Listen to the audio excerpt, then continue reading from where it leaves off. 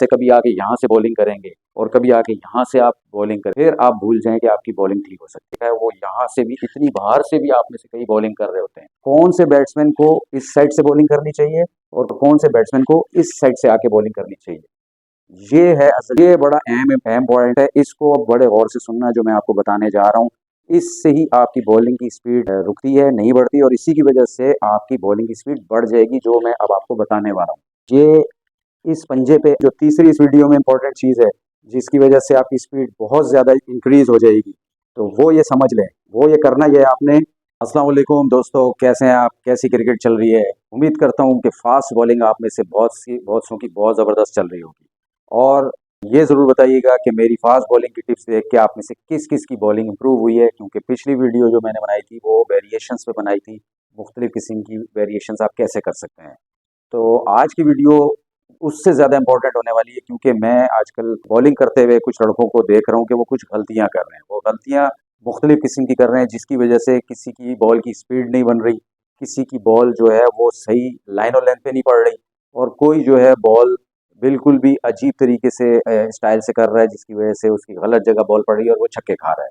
तो आज की वीडियो इम्पॉर्टेंट है बहुत उनके लिए जो ये चाहते हैं कि उनकी स्पीड तेज़ हो, नंबर 2 उनकी एक्यूरेसी हो, और नंबर 3 वो मैच विनर बॉलर बने।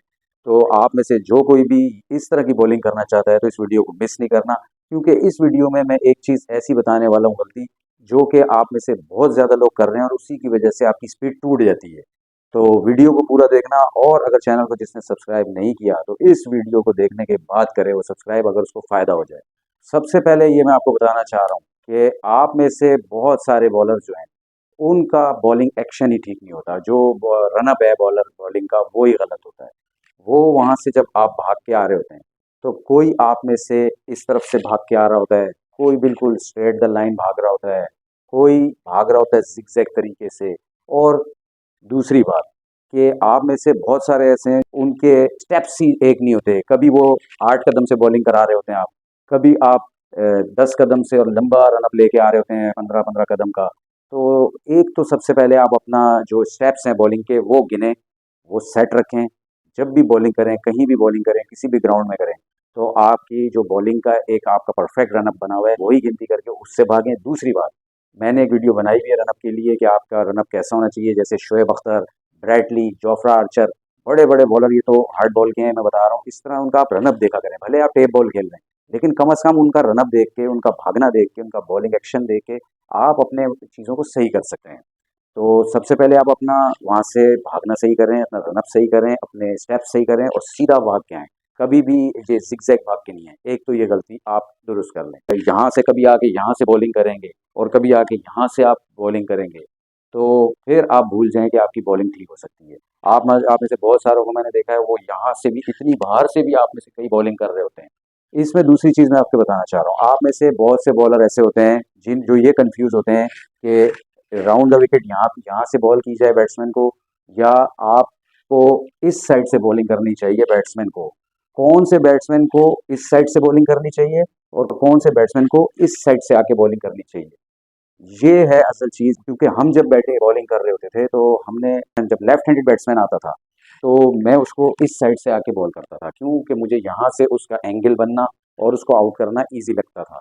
अगर मैं इसके बनिस्बत यहाँ से लेफ्ट हैंडेड बैट्समैन को बॉलिंग करता था तो मुझे इतना ज़्यादा उसमें इतनी विकेट नहीं मिली, मुझे वहाँ से ज़्यादा मिली।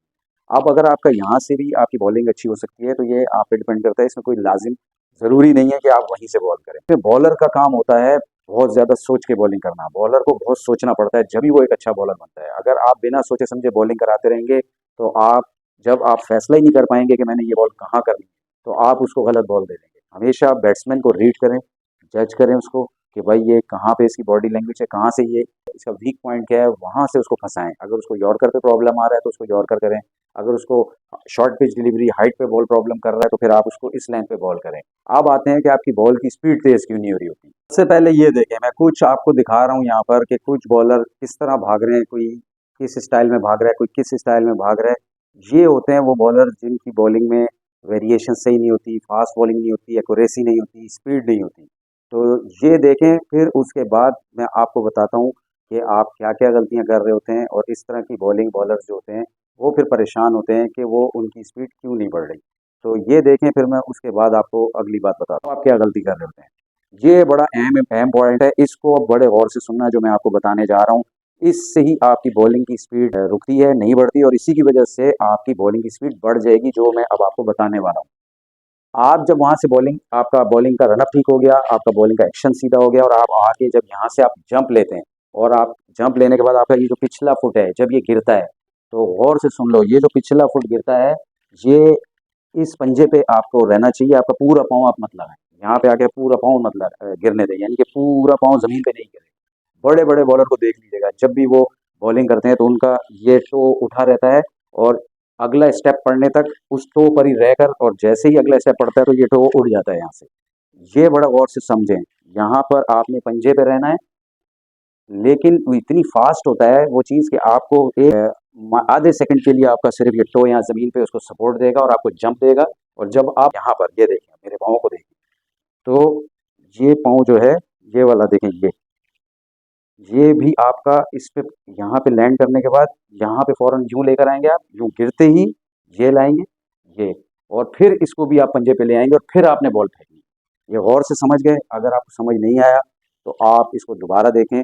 इस जो मैंने आपको पीछे बात बताई है कि पिछला जो आपका पाँव है वो कैसे है, पंजे पे रहना चाहिए, और फिर उसी से ही आपको जंप दे के इस तरह गिर के अगला पाँव जो है वो आपका पूरा नीचे आएगा, और उसके बाद जब आप उसको पंजे पे रहेंगे तो उस वक्त ही आपने फ़ौरन बॉल को देना है। या कहने का मकसद इस पॉइंट में है कि अगर आपका पिछला पाँव पूरा ज़मीन पे लग गया तो उससे आपका अच्छा जंप नहीं होगा, और अगला पाँव सही तरीके से नहीं बढ़ेगा, और आपकी पूरी बॉलिंग एक्शन ख़राब हो जाएगा, जिससे स्पीड नहीं बढ़ती।